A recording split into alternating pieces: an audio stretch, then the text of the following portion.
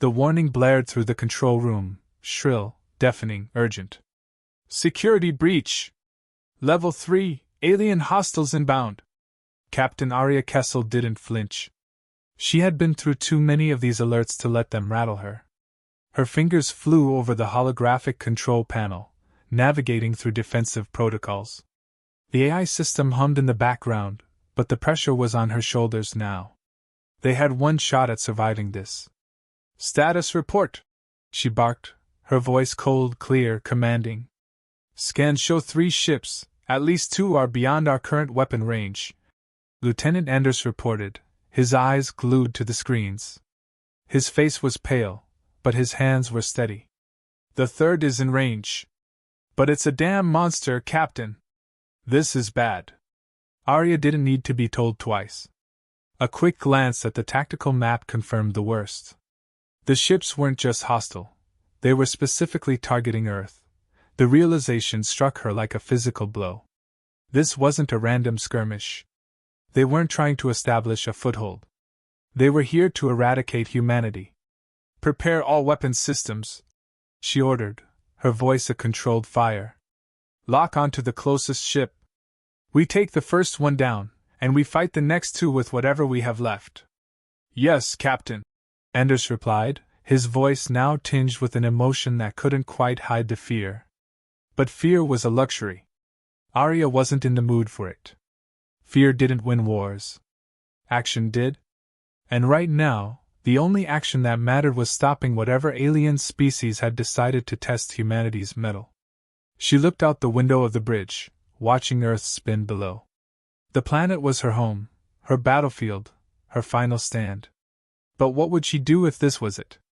If Earth was the final target? What would humanity do if it had nowhere to run? Captain, we have a problem. Anders interrupted her thoughts, his eyes wide with alarm.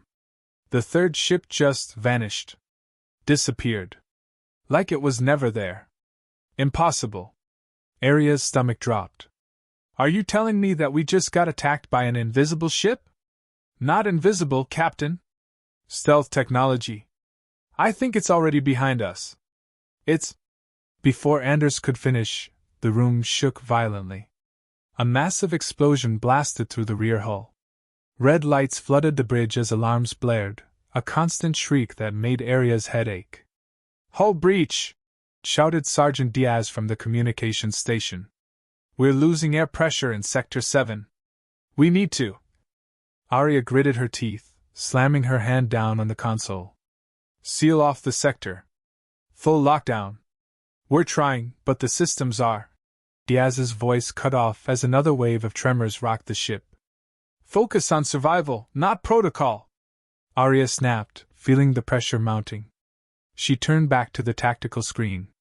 The alien ship, now fully visible, was enormous, dwarfing their vessel by a factor of 10. Its black, metallic surface shimmered like oil on water, constantly shifting and warping, making it difficult to track its exact position. Their tech is too advanced, Anders murmured, almost to himself. We've never seen anything like this before. Then we'll have to make do with what we have. Aria growled, her hand flying to the emergency combat controls. Get me a direct line to Earth Command. Now. Incoming communication from Earth Command, Diaz said, her voice shaking as she patched through the transmission. Captain Kessel. Earth Command's voice crackled through the speakers, sounding distant, almost as if coming from another universe. Status report.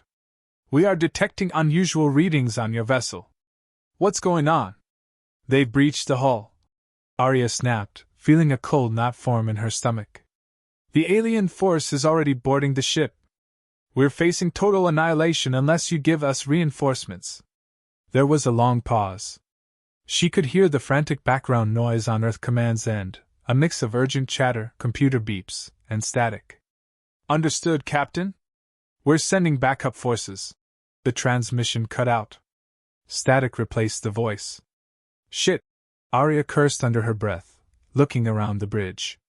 Her crew was scrambling, trying to repair systems, fighting back panic. But Aria Kessel never panicked. Not anymore. We don't need reinforcements, she muttered to herself. We need a weapon. Her eyes flicked to the bioengineering lab deep within the ship. The most classified, the most dangerous department of the entire fleet. There, humanity had crossed a line. They had taken human biology and turned it into a weapon with the power to completely shift the balance of power in the galaxy. They hadn't planned to use it yet. But now there was no choice. She turned sharply toward her crew. Lieutenant, I'm taking the biochamber offline. I'm going to access the weapon. Captain, no, Anders said, his voice trembling. You can't. The bioweapon, it's dangerous. It's... I said, I'm going ... Aria didn't wait for him to finish. She was already moving toward the turbolift, the decision made. Humanity had always been the underdog. But no one had ever seen what a human could truly do when pushed to the brink. She would show them. The turbolift doors slid shut behind her, and she felt her pulse quicken. But she didn't slow down. The fate of humanity was in her hands. No matter what the cost. On the other side of the ship, the alien commander, Vrax, warlord of the Zilran, watched as the human vessel fell into disarray. The ship's systems were damaged, and their desperate attempts to defend themselves were almost laughable. Vrax's cruel grin spread across his face. I knew humanity was weak, he muttered in his guttural language. This will be an easy victory. Nothing will stand in our way. But as he gazed upon the earth below, he couldn't shake the feeling that they were about to regret this decision. Humanity had a secret, and soon the galaxy would learn just how deadly it could be. The ship's biochamber doors opened with a hiss, the smell of sterile metal and synthetic air flooding her senses. Inside, the room was dimly lit, casting long shadows over rows of glass tanks filled with various human genetic materials, biological compounds, and experimental vials. This was where the most dangerous project in human history had been born, the project that could either save or doom them all. Aria's boots echoed on the polished metal floor as she walked deeper into the chamber. She didn't hesitate, didn't pause to look at the strange machines, the glowing needles, or the data terminals scattered about. She knew what she had come for. Her hand hovered over a large glass cylinder at the back of the room. Inside, a complex web of genetically enhanced cells swirled in a glowing green liquid. The bioweapon, known only to a handful of officers, was an adaptation of human biology taken to its extreme. It had the potential to rewrite the rules of war, transforming soldiers into living weapons, capable of feats unimaginable by any other species. It was humanity's ultimate trump card. But it came with a cost. Captain Kessel, this is insane. Anders' voice crackled in her earpiece, his tone panicked. The weapon is too unpredictable. We don't have a control group, we haven't even fully tested. Save your breath, Lieutenant, she interrupted, her voice steady, unyielding. If we don't do this, humanity is finished. She didn't hear his response. She didn't need to. Her gloved hand wrapped around the control lever, and the chamber's holographic display flared to life, showing a list of operations that needed to be initiated. Aria punched in the override code, ignoring the warning signs flashing across the console. The procedure was archaic, a remnant of the project's early days, before humanity had fully understood the extent of the weapon's power. Prepare to make history, she murmured under her breath, watching as the liquid in the cylinder began to bubble and churn. A deep hum filled the room, vibrating through the metal beneath her feet. Aria's fingers tightened on the control lever as the chamber's contents began to alter, the cells rearranging into something new, something terrifying. She knew what she had to do. She had to initiate the serum transfer. The serum was the key, the catalyst that would trigger the dormant weapon inside her own body. It was a crude process, a dangerous one, but she had no choice. She had to become the weapon. The transfer tubes clicked into place, and the serum began its slow flow into her bloodstream.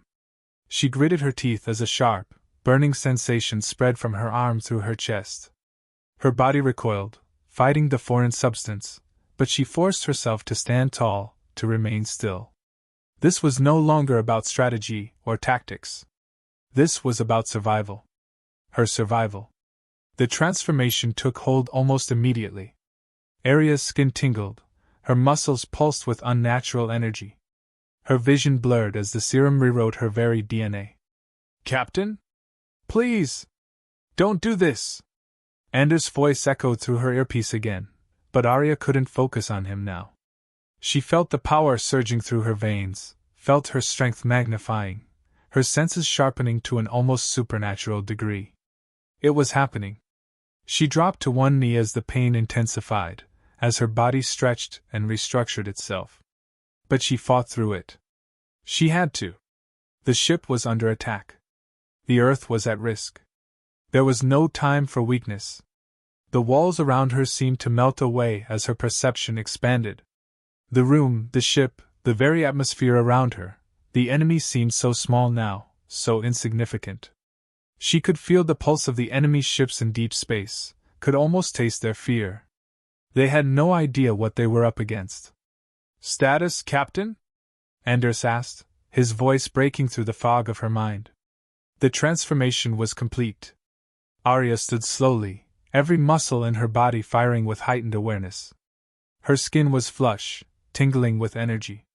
Her heart raced, but it was a controlled, steady beat. She felt invincible. "I'm ready," she said, her voice colder than it had ever been. "Patch me into the main weapons system." Anders hesitated. "Captain, this isn't you anymore. You've become something else." "Then it's a good thing you have me," Aria replied, her words dripping with authority. "Now get me those weapons." On the tactical screen, she could see the alien ships, massive and menacing, coming closer. They didn't realize the storm they had just unleashed. Humanity had just leveled the playing field. Her fingers danced over the console with practiced precision, activating the ship's most advanced weapons systems. The AI responded immediately, syncing with her heightened senses and reflexes. It was as if she had become one with the ship, one with the entire fleet. "All weapon systems are online," the AI confirmed in a flat, monotone voice. "Open fire," Aria commanded. The ship's cannons roared to life, sending massive blasts toward the alien ships. The impact was immediate. The first vessel, a massive, sleek warship, was struck directly in its hull. Its shields flickered, briefly holding, but they were no match for the overwhelming force of humanity's firepower. One down. She didn't pause. The second ship was already closing in, and her mind moved faster than ever. She fired again, this time targeting the engines to cripple the enemy's ability to escape. The blast hit its mark, and the ship veered off course, now a sitting duck. 2 down. The third ship was still nowhere to be seen. But Aria wasn't worried. She could feel it, a ripple in the fabric of space. It was coming. "Captain?" Anders shouted. "The last ship, it's going to break through our defenses. We don't have enough firepower left." Aria's lips curled into a grim smile as she prepared for the final assault. "We don't need firepower," she said, her eyes flashing with ferocity. "We have humanity's greatest weapon." And then, with the strength of 1,000 soldiers, she launched herself into the heart of the enemy fleet, ready to face them head-on. This time, the fight wasn't about survival. It was about domination. The universe would learn the truth. Humanity was no longer the underdog. They were the apex predator.